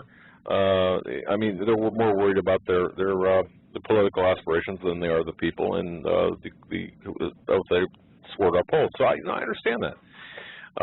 But yeah, Sheriff Joe. Now, you know Sheriff. You've talked to Sheriff Joe, I take it, or was it Sheriff Joe or Sheriff Mack that you talked to, or am I talking? Sheriff Mack. Okay, all right. Sheriff Mack is he's on the executive board for Oath Keepers. Okay, great guy. We've had him on our show, and I got to tell you, to me, he's a star. Yeah, I want to add this about Sheriff Mack. I just saw news recently. I passed it along to you, Dad, yep. and through Skype. Tomorrow on the Josh Tully show, apparently Sheriff Richard Mack endorsed Mitt Romney for president and is receiving a lot of backlash, and he's going to address that tomorrow on the Josh Tully show. That should be interesting. Who is also a guest on our show as well. Yeah, Josh Tully and both Josh Tully and Sheriff Mack. Interesting. Yeah. Keith, let's go to the phones again. We've got Dr. Chappie here. Dr. Chappie, you're on with Doug, Joe, and special guest Keith Hansen. Doug, Joe, Keith, it is great to talk with y'all. Thank all three of you for everything that you do. One thing I want to say real quick regarding the Southern Poverty Law Center. First, I am originally born and raised in Montgomery, Alabama. So I never knew Morris Dees, never met him, don't know how I avoided that, but that is the case. But down at the Law Center, they have a memorial, a civil rights memorial, that has on it these words, "But let justice run down like water and righteousness like a mighty stream." They attribute those words to Martin Luther King, which is a correct attribution because he did use those in a speech. But the fact is, these guys are so anti-God, so anti-religious or religion in Christianity. That is a direct quote from Amos 5:24, and they will not put that on the memorial, but they have Martin Luther King as the source of that quote. Well, remember, if you just keep repeating the lie over and over and over and over again, and eventually it'll become reality, and that's Alinsky 101. So. Yeah, the Great Luciferian Handbook. I didn't know if y'all knew that or not, but I did want to throw that in about the Federal Property Law Center. Yeah, they have it attributed to Martin Luther King and not the prophet Amos chapter 5, verse 24. Okay, Amos 5:24. Is that what you said? Yes. Okay, I'm going to have to. Well, definitely, I want to check that out. So, thank you. All right. Well, Dr. Chappie, it's a pleasure to talk with you. I see you all the time, but I've never talked with you. But it's great to talk with you. Thanks for your question. Thanks for your call, my friend. Thank you. Well, it's my first time to call in. Hopefully, not my last. Lord bless. Bye bye. Bye bye. God bless you. Thank you. Yeah, you know, we've got a very eclectic mix in our audience. I got to tell you, I love our audience. They're great people, Keith. Extremely. I mean, they really are. They're on top of things a lot more than the average audience. I have a question by email, and this comes from TJ. I'll just refer to him as TJ. It says here, if you read this before the interview with Keith is over, I've got a question I'd really like to ask him. Keith. Okay, this is to you. Keith, in light of all the cases of blatant police brutality being documented, what would you advise everyday citizens to do when coming across a situation like this where police are completely abusing their authority and possibly endangering the life of an individual? And Keith, you've seen probably the YouTube videos, right? I mean, you've got some rogue. I mean, and he goes on, it seems like many officers know they can get away with it because they're captain and the courts will lean in their favor. And of course, this is from Travis or TJ. So, what do you recommend? If you have the ability to document it. Okay. Well, I mean, you know, somebody had asked me once, you know, well, do we get involved? You know, well, the courts have upheld that there is no right to resist even an unlawful arrest. So, you know, in that sense, geez, you know, you're kind of damned if you do and you're damned if you don't. At that point, I mean, if you can document it, document it. You know, the courts have also ruled that the police do not have an expectation of privacy when they're in public doing their job. So there's definitely a level of intimidation when it comes to the videotaping. But, you know, videotape, they have videotapes. They have the dashboard cams, and there's actually new technology now that actually attaches right to the shirt, so it gives a perspective from or gives the officer's perspective. Which again, I mean, videotape is fantastic in court because you can't argue what the camera sees. It's not open to interpretation. It's in black and white. So document it if you see something. I wouldn't get involved because then, you know, you're likely to pick up criminal charges yourself. But document it. Well, you know, we've as investigators we have dash cams. I've got in our one vehicle we've got a dash cam, and certainly it's running. You know, especially if we have an encounter with whoever, including a police officer. But we're looked on because we're investigators a little bit differently, I think, mentally, you know, because we have the, of course, identification we show to the police officer right away. So there's kind of not really a not really a camaraderie or brotherhood, but there's an understanding anyway that, you know, we're not out casing the neighborhood, or we're not out to, you know, something nefarious, doing something nefarious. But that said, the average person, I don't know if I would want, if I didn't have identification with me as an investigator, and I whipped out or I had running a video camera in my car, being stopped by a police officer, we'll say, or in a situation, I'm not sure I would feel comfortable with that. But I mean, wouldn't most police look at that as antagonistic? You know. Yeah. I mean, well, it would be. You know, it's a tough thing to. There are some states that are upholding that there is, you know, that there is no right to videotape. You know, the problem with this is it's a dynamic topic because this is new technology. So there's a lot of confusion as to what you can do and what you can't do, and then it's ultimately somebody has to become a test case. Somebody has to become that legal guinea pig, and then it gets kicked up the chain, and then it goes through the appellate system, and then eventually it'll wind up in the Supreme Court, and then, you know, SCOTUS will make a decision on it. And, of course, you know, we know about SCOTUS now with activist judges, so, right. You know, how much stock you can put in that. I'm sorry, Keith, we've seen those test cases turn out good for people who are videotaping police. All of them have been thrown out, to my knowledge, especially the ones in Illinois where they were really pursuing that. Meaning what, Joe? Because I'm not sure. There was a guy who was facing 75 years in jail for videotaping police. There's another guy facing life, and those cases are thrown out of court. Yeah. I mean, there are some extreme examples, Keith. I'm sure you're aware that one in Chicago. It's just, I mean, that was just so bizarre. I don't even. I'm not even sure how far. Well, you know, Chicago is Chicago's one for the books. Let me tell you, Chicago certainly has its share of problems.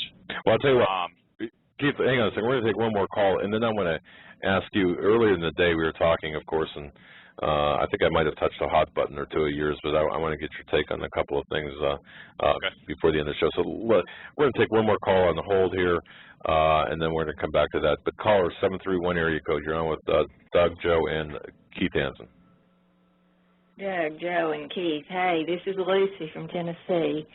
I'm loving the program tonight. I've got, we here in Tennessee sent Sheriff Mack's book to all the sheriffs in our state. Of course, the one in my county was not receptive to it at all.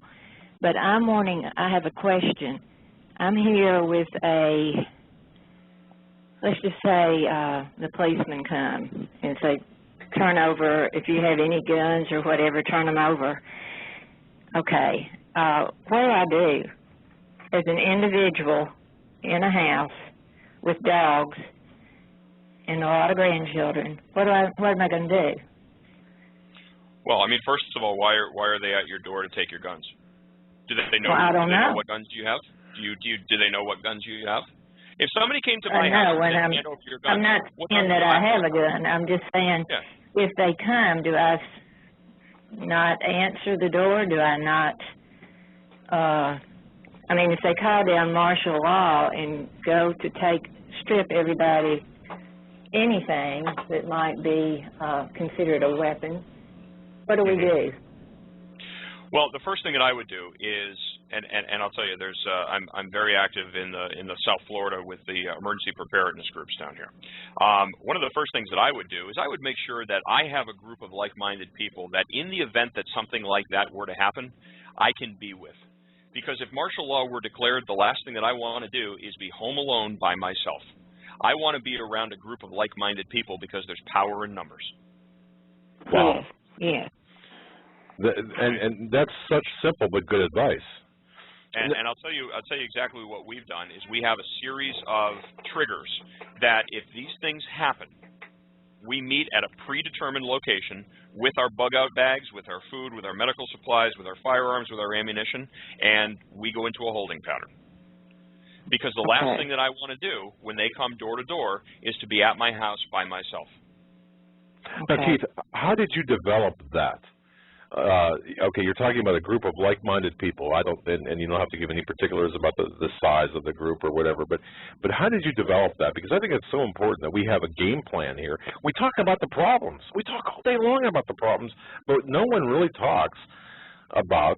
We've got to have game plans to put in action so that we'll be prepared for whatever. Right, and Keith just laid that out. how did you, like, what did you do? Pick up the phone one day and say, hey, okay, let's organize this group, you know, and in case, you know, it hits a fan, here's what we're going to do. I mean, how did you do this? How did you start? Well, the first thing I want to do is I want to address Dr. Chappie because he's in the chat room and he says, do I expect, Keith, do you expect martial law to be declared sometime this year as so many others do? I think it's a very distinct possibility that it would happen.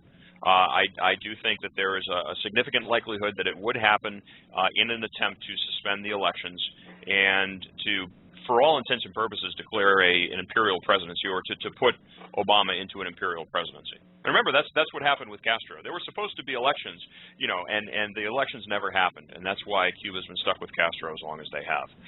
So I think it's a definite possibility. I think it's probably more than a possibility. We were talking earlier, and Lucy, I'm not getting off track here. I'm going to answer your question, but we were talking earlier, you know, about the likelihood that Obama's going to wind up in there for another 4 years or potentially longer. I don't think there's any way on God's green earth that anybody could expect this man to be legitimately reelected. It's going to happen in one of two ways. Either he's going to steal the election, and of course the ballot machines and the ballot counting devices are manufactured by a company in Spain that just happens to have George Soros, one of the largest investors. Am I still there? Yeah. Okay. Yeah. Lucy, are you all right? That was me, but he is under George Soros' dominion, right. The man in Spain. Correct. Oh, absolutely, absolutely. And George Soros is one of the largest financial contributors or financial shareholders of that company. So, I mean, listen, yeah. There's absolutely nothing that would give any reasonably intelligent and prudent person any type of confidence in an election cycle. We saw the games that were being played by Acorn during the 2008 elections, and I mean, Acorn is still out there. They've just been rebranded so many times that they're not known as Acorn anymore. Okay, they've so changed their name. I think it's absolutely possible that could happen, and I think because of that, I think a lot of us, you know, in the course of just in having conversations, you know, at Tea Party rallies or at 9/12 groups, you know, people are saying, hey, what do you think's possible?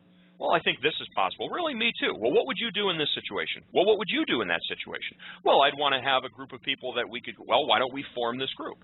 So the particular group that we have, everybody has a special skill that they can offer to the group. You know, we have a couple of doctors who are obviously there because of medical expertise. We have people who are there because of defensive knowledge, defensive skills, firearm skills. We have other people who, you know how to build water desalinators.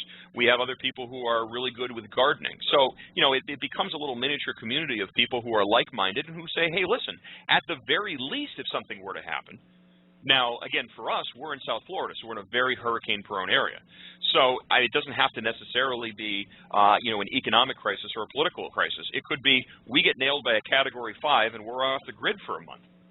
So we need to make sure that we're taken care of. So the genesis of our forming a group like that doesn't necessarily have a sinister origin. It's out of an approach or a viewpoint that's more pragmatic, because it could happen here. But again, it's finding people who are like-minded and just saying, listen, I would like to be able to just have a group of people that can come together in the event something happens, just until we can make sense of it. It's that easy. And that's all we have to do. Real, I mean, you know, I guess we have I have a tendency to make things harder than what they really have to be. But I think you're right. I think if we just talk to people, make some phone calls, get on the same page, and be prepared. We can be prepared that way. And pretty soon, you've got one neighbor talking to another, and all of a sudden you've got a group of people, and there you go. I mean, it sounds to me like that's kind of how it evolved, right? Absolutely. Yeah. So there you go. Lucy, Lucy. Well, I wanted to address one more thing to Lucy. First of all, if somebody comes knocking on your door, if they don't have a warrant, tell them to take a walk. That's the first thing, because nobody has the right to come inside your house and conduct a search or a seizure without a warrant. So if they don't have a warrant, tell them to get off your property. It's that simple. If they have a warrant, they'll let it be known. Now, if it's a situation of martial law, again, I wouldn't want to be in my house by myself. I'd want to be around a group of people that you know, that I know are like-minded and that we can be looking out for each other. That's good advice. Is there anything else, Lucy, that you want to ask Keith? I'm praying for y'all for wisdom and discernment and for protection. We're praying. Got to know that. We're praying for you too, and we're praying for everyone as well for the same. And thank you very much for your call. God bless you, Lucy. Thank you, Lucy. Keith, we were talking earlier off air. What's your hot button? I mean, what's on your radar right now? You've got a show from 12 to 1 every Saturday, and folks, like I said, I really would like you to, as you know, for this show and for the spirit of things, to visit KeithOnTheAir.com. Upper left-hand corner, there's a Facebook link. Click on that to go to Keith's show. But every Saturday from 12 to 1, I would urge everyone, 98.9 FM in Naples. Folks, if you're listening to this in the Naples, Greater Naples area, you can hear them on 98.9 FM, WGUF, Saturday 12 noon to 1 o'clock. What a great show. And hopefully, you know, I'll tell you what, Keith, you know, again, you're to me, one of the few, very important talk show hosts who knows what's going on, and you've got a lot of great answers, a lot of great information, and you're really I just have a lot of admiration for you. But and that's why I'm so thankful to have you on our program tonight. Thank you for having me. I appreciate it. And again, I got to say, you know, I'm just an average guy, you know, who you know, I have no background in radio, I have no background in broadcasting. I'm just an average guy who got sick and tired of throwing remotes at the television set, and you know, I wanted to be able to. I wanted to become involved with this. I couldn't stand idly by. And that's one of the things. When I became a police officer, it wasn't necessarily a uniform that I put on. It was more of a recognition of what my personality was to begin with. I was always the kind of person that went in and took charge. When other people were running away, I was running in saying, how can I fix this? How can I put this back together? So it just felt natural for me to step into a role where, you know, I could try to make sense of something and to try to help other people to make sense of it. When I started my show out, that's what I opened up with. You know, the reason that I'm doing my show is because I'm an average guy just like you who is, and I'll be honest, I'm not afraid to say it. I'm frightened. I am confused. I feel like I've been cheated. I feel like I've been lied to. I feel like I've been used. I feel like I've been manipulated. And I'm trying to make sense of everything that I'm seeing every single day. And what I try to do with my listeners each week is to try to dissect those topics and try to make sense of them.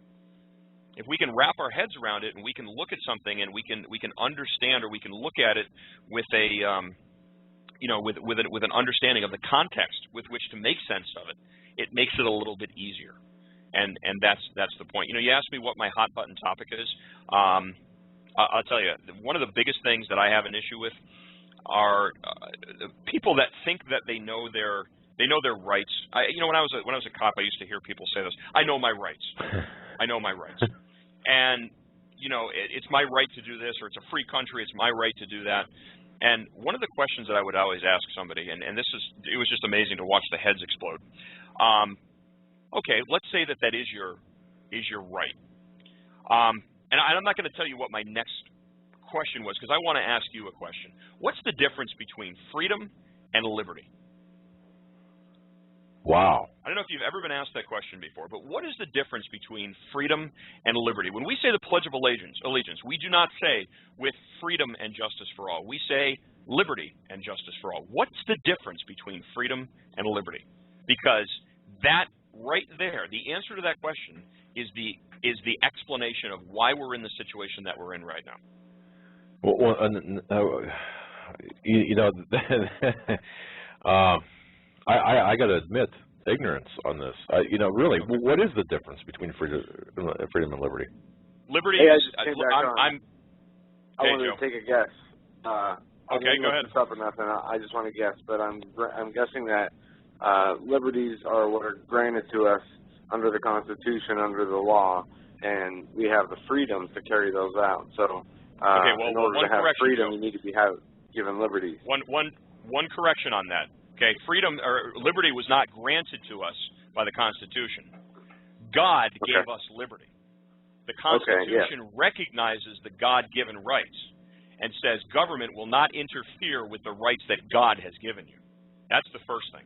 Government doesn't grant any rights because rights that government grants, government can then take away. God gives us the rights. Government exists to safeguard those rights.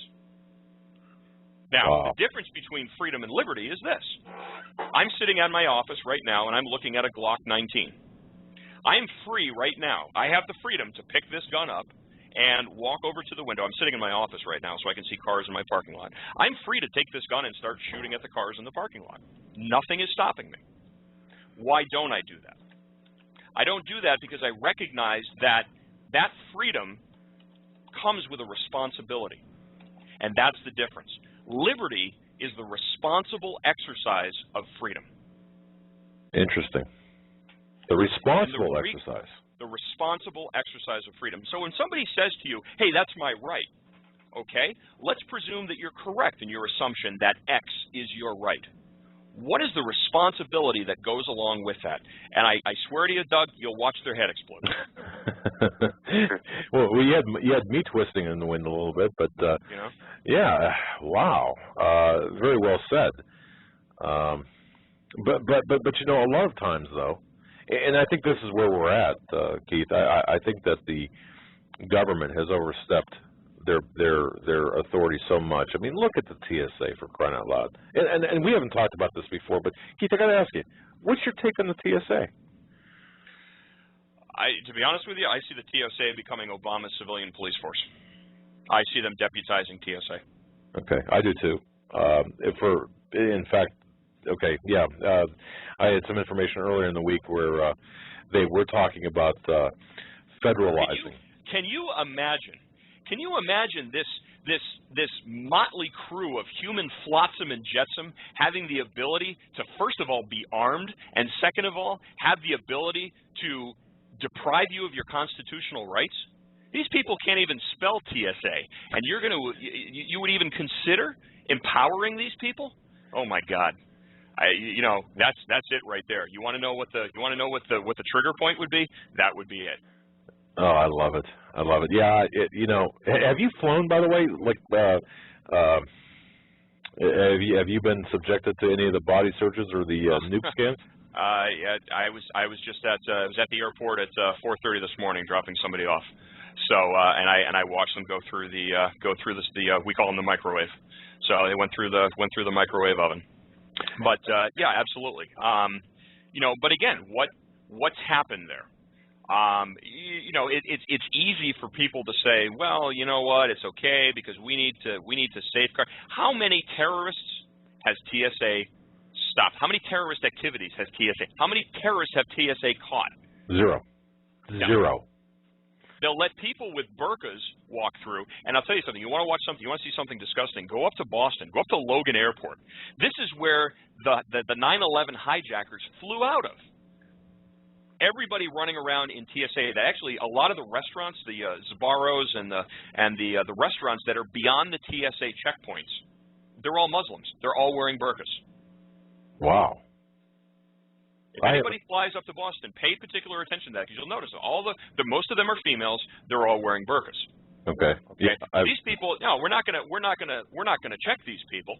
We're gonna make sure that we sexually molest a 90-year-old woman in a wheelchair. We're going to make sure that we sexually molest a 6-year-old boy because that could potentially be the terrorist. And you know what's interesting? Because the Israelis came over and they said, listen, we can help you. I mean, is there any – look at Israel. Israel is a sheep amongst a pit of wolves. How many planes get blown up flying out of Israel? How many hijackings occur? You know why? Because Israel recognizes that there is an articulable threat, and they profile people. But profiling people, you might, especially in this country, oh my God, Doug, you might offend somebody's delicate sensitivities. Mm-hmm. I'm sorry. And that's one of the reasons that we're in the position that we're in today. We're in this position today because this damn concept of political correctness, I might offend somebody. Right. You know what? To be honest with you, if I offend you, there's probably a reason why I offend you. I made a commitment. I made a commitment back in 2008 that I no longer would temper or tailor my speech to take somebody else's feelings into consideration. That doesn't mean that I'm, again, going to be irresponsible. I'm going to responsibly exercise my freedom of free speech. But I'm going to call it like I see it. And if it offends somebody, there's probably a reason why. That's admirable. But we can't go out and profile people because, oh my God, we might offend somebody. You know something? One of the things in law enforcement, and you know, most of the academies, profiling is a 40-hour class in the academy.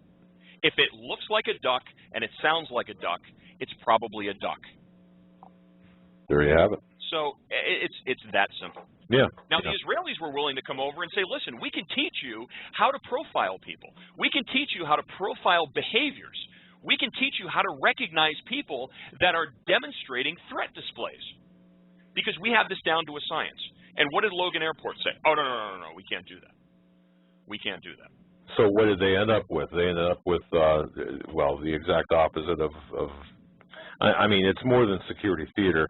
It's the doctrine of the inevitability of gradualization, where slowly we get people accustomed to having their rights to be secure taken away from them. Unbelievable. And suddenly now it's okay because you know what? Well, I'm just flying, so I don't mind going through this checkpoint. And then what's it going to be next time? Well, I'm just going over an interstate highway.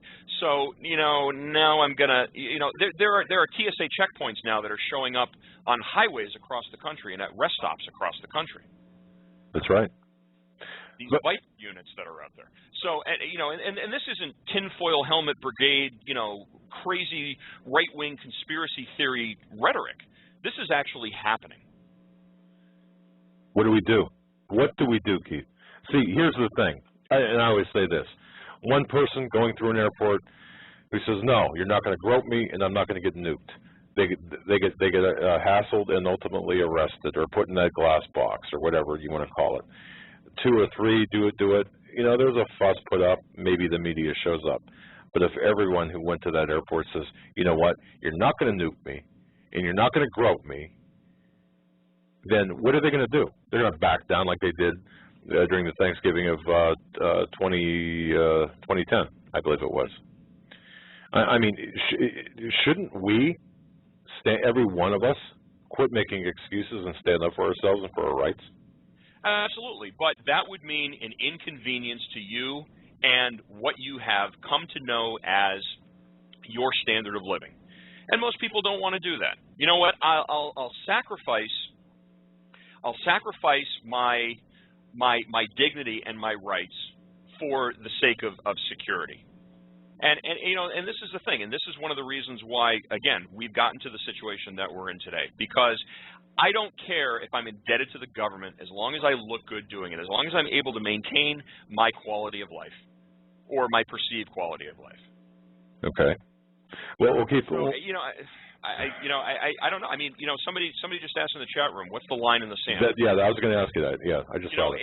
That's got to be something. I can't tell you what your line in the sand should be. That should be your own personal decision. But you have to have the conviction to say, if I meet this line, I'm not going to back down. And that's, again, I believe that what happened during Hurricane Katrina was a test. I think the government was watching. I don't necessarily think it was a government-sponsored test, but I think that they kind of sat back and stroked their chins and said, you know, this is a very interesting case study on what happens under gun confiscation situations. I agree with you. I mean, what better? Yeah, I agree. I think that more than one government agency used what happened during Katrina to come to certain conclusions and to analyze the situation there. I agree with that. Keith, let me try to sneak in one more phone call. Can we do that? Yeah, absolutely. All right. Hold on just 1 second here. Caller from the 208 area code, 208 area code. You're on with Doug and Joe Hagmann and Keith Hansen. Hi, thank you. My name is Sherilyn, and I have a comment or question regarding the TSA and the scanning there. Is that I understand that it's ridiculous as far as patting up old ladies and all this stuff. The whole thing is absolutely ridiculous. But it's kind of interesting how they're already doing that profiling with their watch list, and there are people, you know, like I'm sure you guys are on it, I may be on it too, who knows, people that are speaking out and saying this is wrong or based off of what you're looking into, that they're already watching, profiling, and kicking some folks off of flights. They're not able to travel. So I guess if they want to just,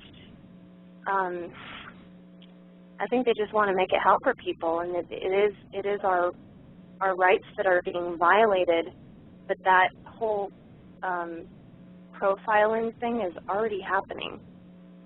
Well, yeah. Now, what Keith, I don't want to put words in Keith's mouth, but what he's talking about is actual legitimate profiling versus profiling I think you're alluding to, which is more of the negative profiling of people who object to the government principles. Now, I could be wrong, but is that what you're saying? I would say that the no-fly list. I mean, there's certainly people on the no-fly list who belong on the no-fly list, of course, because of espousing certain beliefs that are dangerous. But it can become a tool of punishment, absolutely.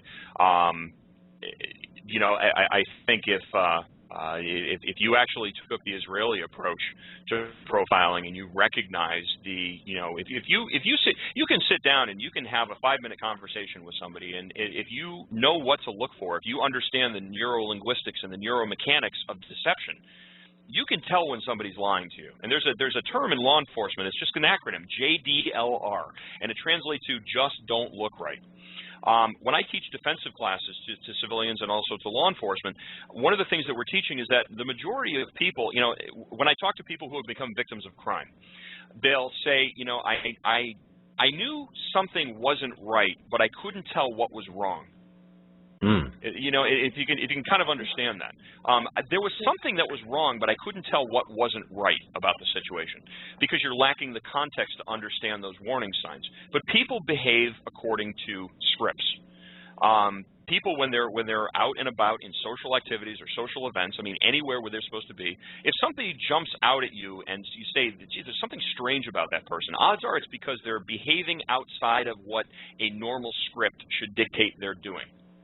And when people are nervous because they're engaged in criminal activity or they're trying to hide something, they're going to display sometimes overt, sometimes covert neuro-linguistic, that means that the vocal patterns or ways of speaking or neuromechanics, they're going to move, they're going to behave a certain way that to a trained eye, you're going to be able to recognize this and say, this person is behaving outside of the script of what is normal for this situation, and this person deserves, you know, greater scrutiny.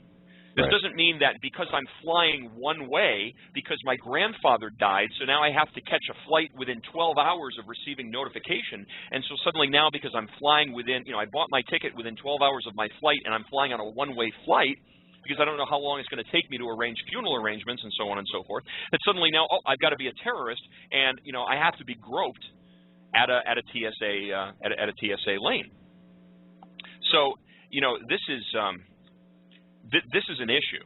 There's the right way to do it, and there's the wrong way to do it. But people just passively accept it. Oh, well, you know, it's just a sign of the times.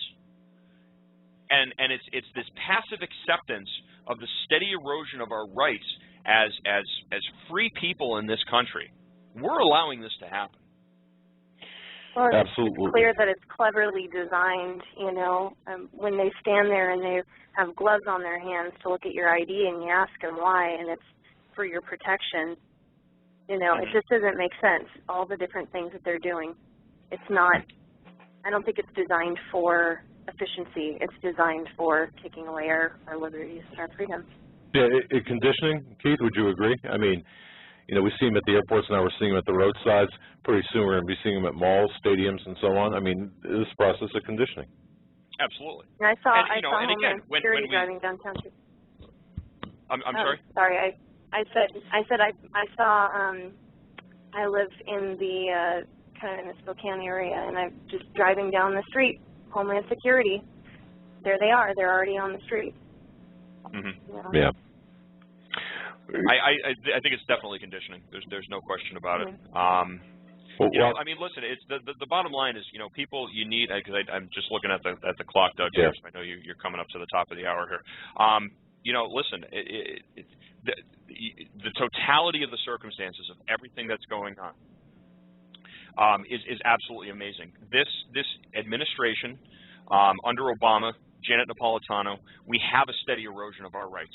We are being divided. This administration, a house divided against itself cannot stand. We are being divided on every front. It shouldn't have to take 3,000 people dying in a terrorist activity for us to become Americans. The last time we were Americans was when plane crashed into our building. We need to come together. It's no more gay, straight, black, white, you know, Christian, Muslim. We need to be Americans. We need to focus on what's going on, and we need to be solidified. We need to be unified as Americans. And we need to stand up to the tyranny, too, to the erosion and encroachment on our rights. I mean, I really believe that.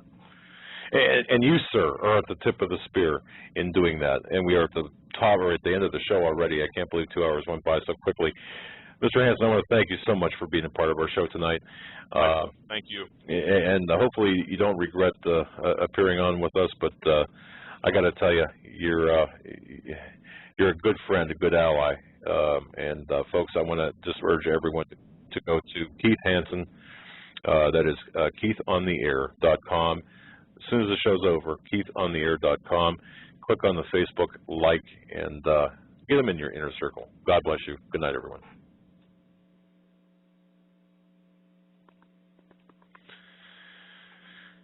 All right. Hang on one second.